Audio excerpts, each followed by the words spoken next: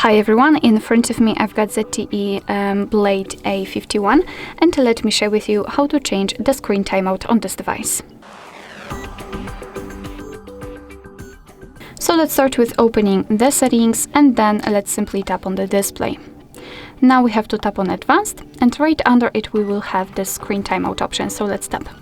In this pop-out window we've got some timeout options from which we can choose. At the top we've got relatively short options, and at the bottom the longest option, never, which means that you will have to manually black out your device.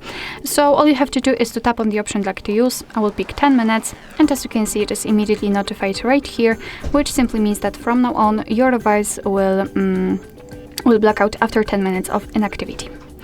Alright, so that will be all. Thank you so much for watching. I hope that this video was helpful, and if it was, please hit the subscribe button and leave the thumbs up.